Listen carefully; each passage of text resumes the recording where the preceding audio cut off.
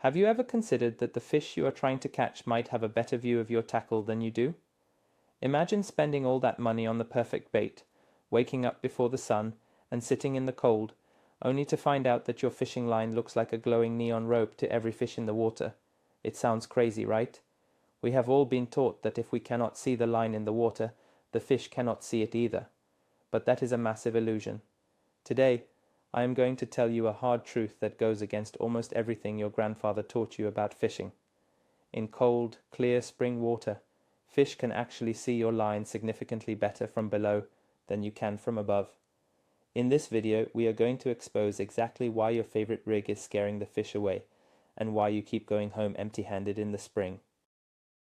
Stick around, because this one simple realization is going to completely change the way you look at the water. Are you brave enough to admit your setup might be wrong?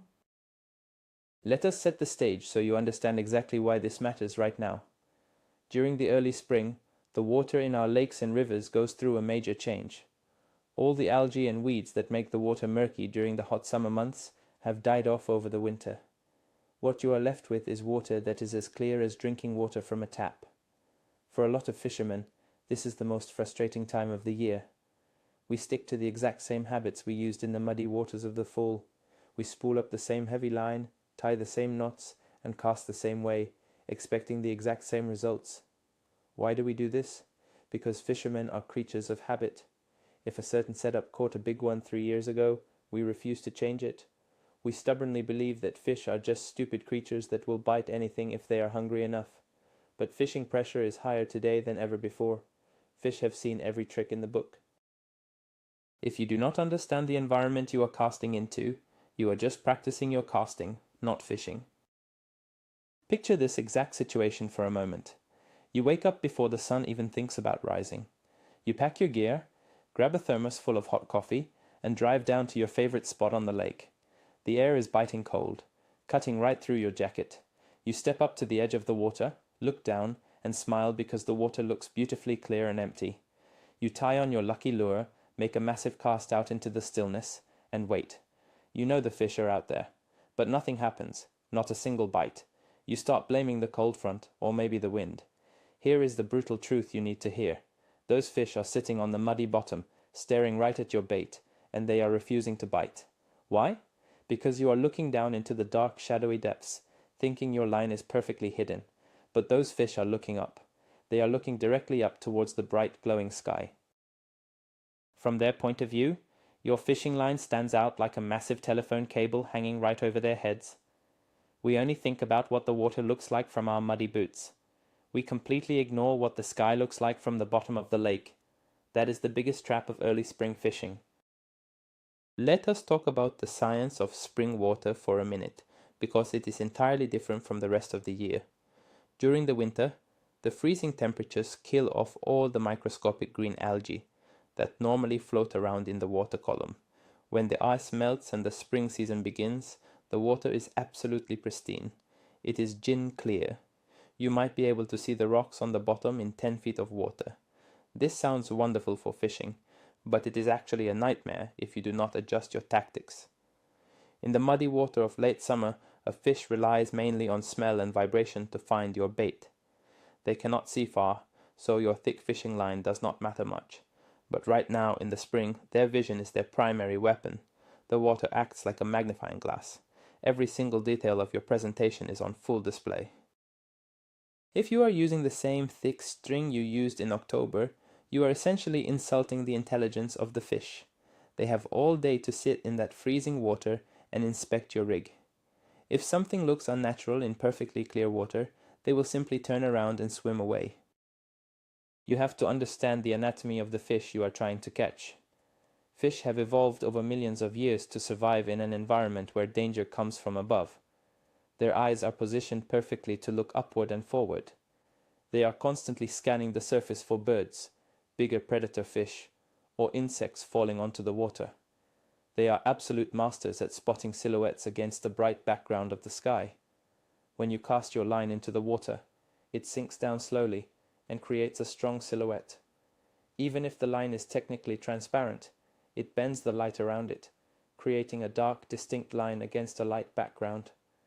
Imagine looking up at the sun through a window, and someone drags a piece of clear tape across the glass.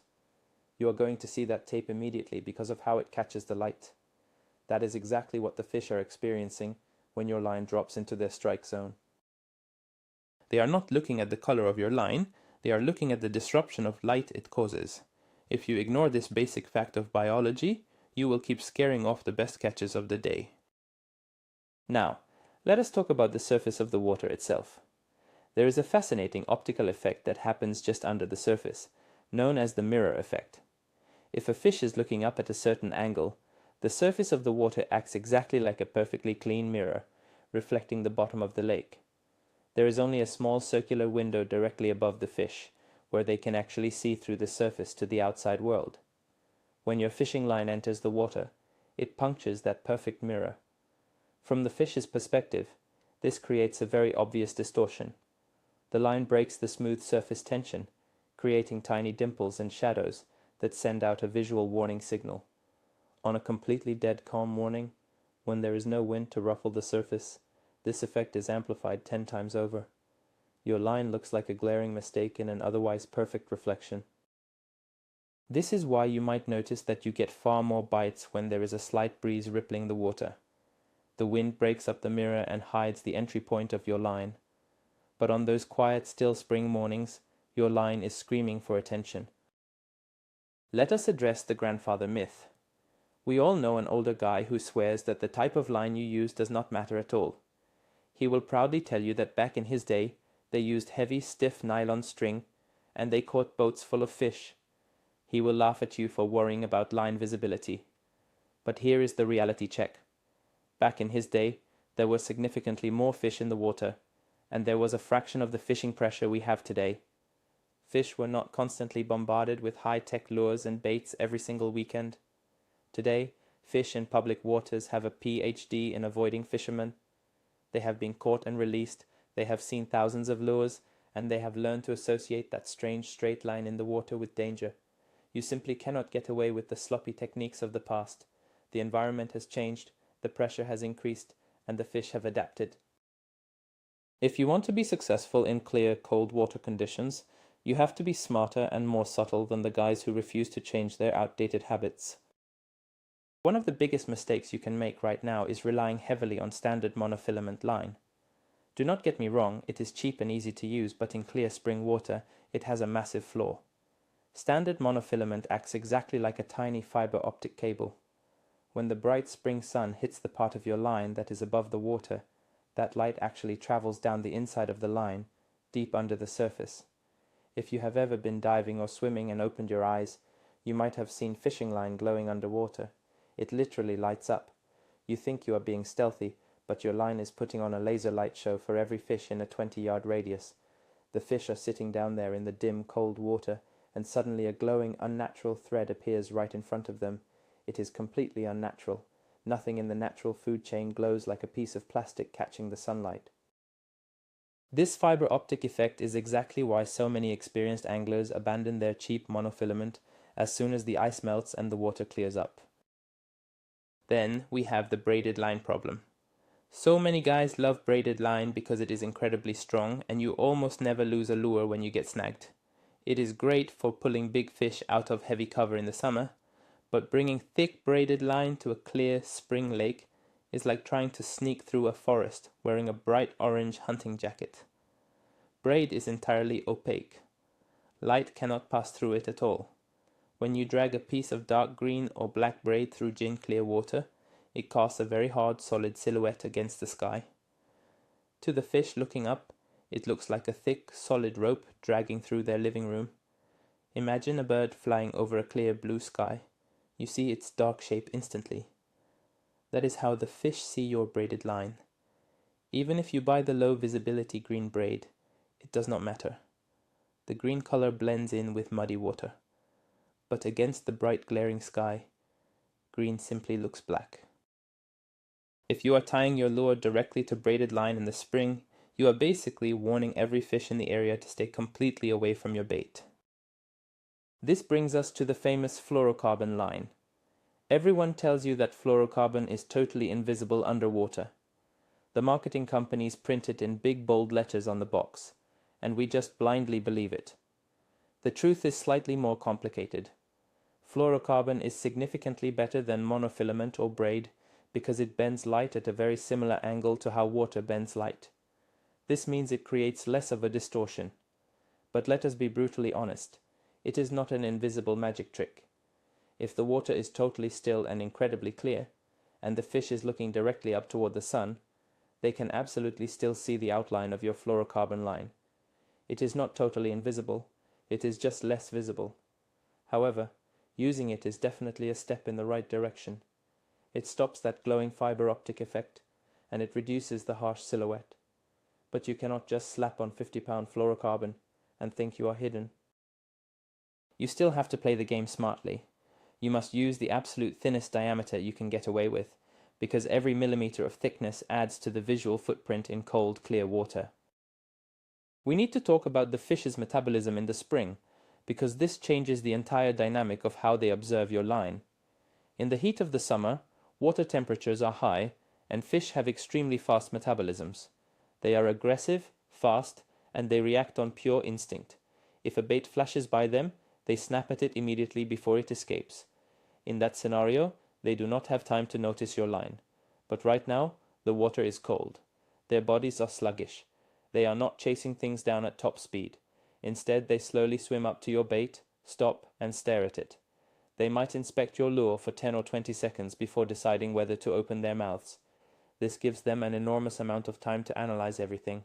They look at the hooks, they look at the movement, and they absolutely look at the line attached to the nose of your bait. If you have a thick, visible line, they will slowly turn their tails and glide away. The cold water forces them to be careful, and you have to be just as careful to trick them. Another massive issue that nobody ever talks about is the condition of your line. Let us say you actually did the right thing and tied on a nice, thin, clear leader. But you have been fishing with that same leader for 3 weekends in a row. You have dragged it over rough rocks, pulled it through sunken tree branches, and scraped it along the sandy bottom. What happens? The surface of that clear line gets covered in thousands of tiny micro scratches. When the line gets scuffed up like that, it loses all of its transparent qualities. It turns a milky, cloudy white color. Now, put that milky white, scratched up line into completely clear spring water and shine the morning sun on it. Those tiny scratches catch every single ray of light, making the line stand out violently against the natural surroundings. A fish looking up from below will immediately spot this glowing, rough texture. It looks completely alien to them. You might have the right type of line, but if you are too lazy to check it for damage and retie your knots, you are ruining your own chances of getting a bite. Let us look at a very specific scenario that ruins many fishing trips. You are out in a boat or standing on the bank, and you are using a high visibility yellow or bright green main line so you can see your subtle bites. This is a great strategy in theory. But then, you tie on a clear leader that is only about 10 inches long. You cast it out and feel proud of yourself. Think about this from the perspective of the fish. The fish swims up to your bait, looking upward. Yes, the first 10 inches are relatively clear, but less than a foot away is a blazing bright yellow rope shooting straight up to the surface. It completely defeats the purpose of the leader. In ultra-clear spring water, visibility is massive. A fish can easily see 5 or 10 feet in any direction. If you do not have a leader that is at least 6 to 8 feet long, you are still dragging that obvious unnatural main line right through the fish's field of view. Stop being cheap with your clear leader material. Give yourself enough distance so the fish focuses only on the bait and not on the bright yellow warning sign. Have you ever noticed how your fishing line behaves differently when the air and water are freezing cold? Monofilament and fluorocarbon have something called line memory. When it sits tight on your reel spool for weeks, it takes on that circular shape. In warm weather, the line softens up and straightens out when you cast it. But in cold spring water, the plastic becomes stiff and rigid. When you cast it out, it hangs in the water in a series of tight, spiraling coils. This is a disaster for clear water fishing. Those stiff coils act like a series of tiny mirrors, catching the sunlight from dozens of different angles as it hangs in the water. Instead of a straight, stealthy presentation, you have a giant, glowing spring bouncing around above your bait. When a fish looks up from the bottom, This spiraling mess of line is terrifying. It vibrates unnaturally and creates a massive visual disturbance. If you do not stretch your line out or treat it with line conditioner to remove those coils before you fish in cold water, you are setting yourself up for a very quiet, boring day on the bank. There is also the problem of line shadows on the bottom. In early spring, fish often move up into shallow water to warm themselves in the sun. The water might only be 2 or 3 feet deep over a bright sandy or gravel bottom. When the sun is high in the sky, your fishing line not only casts a silhouette against the sky, but it also casts a very distinct dark shadow straight down onto the bright sandy bottom. Imagine the fish swimming over the bright sand, and suddenly a long straight black shadow sweeps across the ground right in front of them. Nothing in nature creates a perfectly straight moving shadow like that. It instantly puts the fish on high alert. They might not even look up to see the line itself. The shadow alone is enough to send them darting back into the deep water. This is why you have to pay attention to the angle of the sun. If you can position yourself so your shadow, and the shadow of your line, is not falling directly over the area where you expect the fish to be, you will instantly increase your chances of getting a strike. Let us reconsider the idea of going light. It is a terrifying thought for many fishermen to drop down to a 4 or 6 pound test line. We are all haunted by the memory of a giant fish breaking our line right at the net. Because of that fear, we overcompensate. We spool up with 12 or 15 pound test line, just to be safe. But in the crystal clear waters of early spring, that heavy line is a fatal flaw. The thickness of the line directly translates to how much of a silhouette it creates when the fish looks up. A thick line blocks out more sunlight and looks like a massive branch. A tiny thin 4-pound line lets light wrap around it, making it almost invisible even against a bright sky. You have to ask yourself a serious question. Would you rather sit there all day with heavy line and get 0 bites? Or would you rather use ultralight line, get 10 bites, and maybe risk breaking one off? The choice is obvious. You cannot catch a fish that refuses to bite in the first place. You must conquer your fear of breaking off and drop your line diameter down. Overcast days present a completely different set of problems that confuse a lot of anglers. When the sky is totally covered in thick grey clouds, many people think they are safe. They assume that because there is no direct sunlight, the fish cannot see the line. This is a dangerous misconception. An overcast sky acts like a giant diffused light panel. It creates a solid, uniform white or light grey background above the water. If you cast a dark-coloured line or a thick, opaque line into the water under a grey sky, the contrast is actually worse. It stands out sharply, like a black sharpie drawn on a white piece of paper. The fish looking up see this perfectly defined dark streak against the flat grey background. While direct sunlight causes glowing and reflections, overcast skies cause massive contrast issues. You still need to be incredibly careful with your presentation. Do not get sloppy just because the sun went behind a cloud. The fish are still looking up, and your line is still breaking up their natural ceiling. Let us talk about your actual casting presentation, because how you cast matters just as much as what you cast. A common mistake is casting directly at the spot where you see a fish, or where you know they are hiding. In clear water, when your heavy lure and thick line come crashing down right on top of their heads, it sends a shock wave through the water. But visually, it is even worse. The line drops straight down into their upward field of vision. Instead, you need to cast well past the fish. Cast 20 yards beyond where you think they are, and slowly bring the bait into their zone.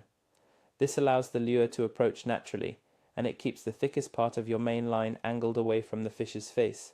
By keeping the line parallel to their line of sight rather than dropping it vertically onto their heads, you minimize the amount of line they can actually see silhouetted against the sky. It is all about managing the angle. Think of it like a game of geometry, keeping your string out of their direct line of sight. The impact of line thickness on your lure's action is another major factor in cold, clear water. In spring, you are often using very small, subtle baits to tempt sluggish fish. Maybe a tiny jig or a weightless soft plastic.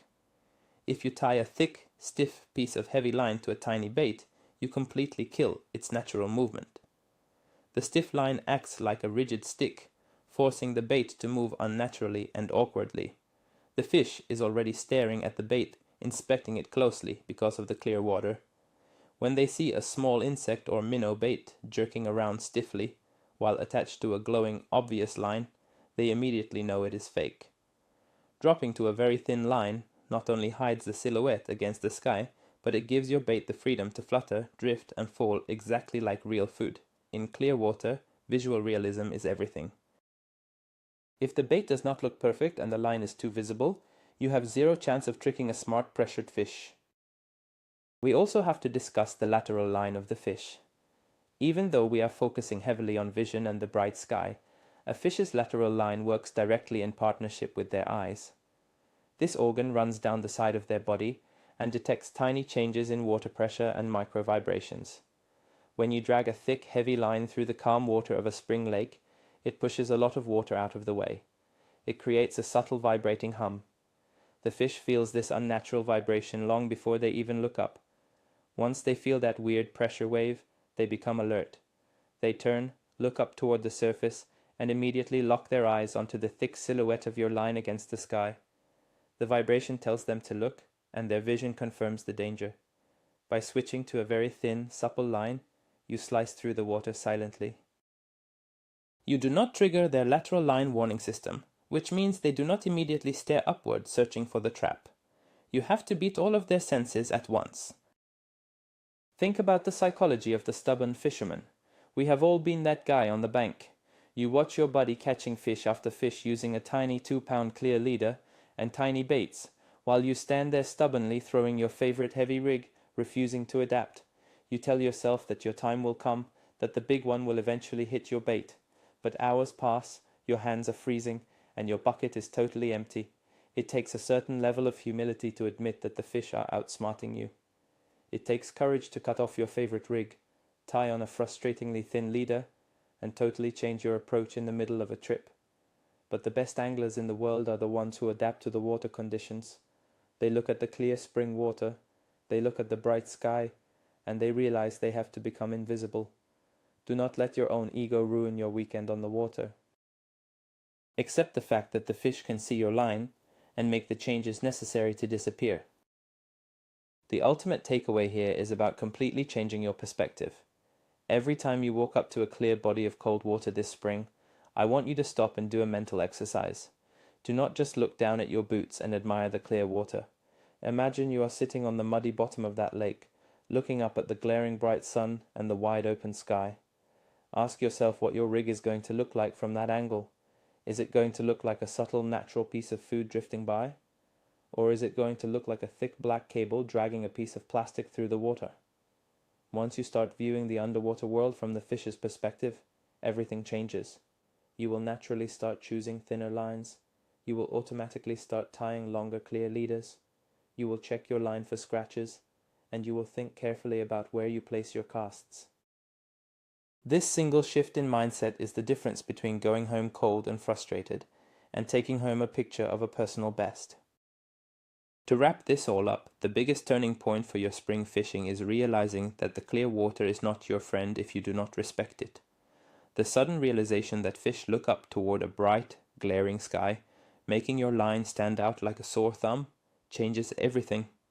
It is not about the fish not being hungry, and it is certainly not about bad luck. It is about the simple physics of light, silhouettes, and shadows in perfectly clear cold water.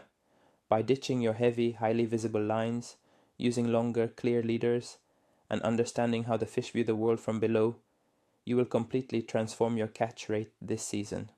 Thank you so much for watching and hanging out with me today.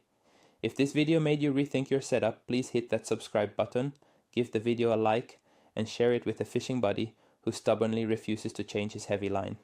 Now, I want to hear from you. Head down to the comments and tell me, what is the lightest test line you have ever bravely used to catch a big fish? Let us get a discussion going, and I will see you all in the next video.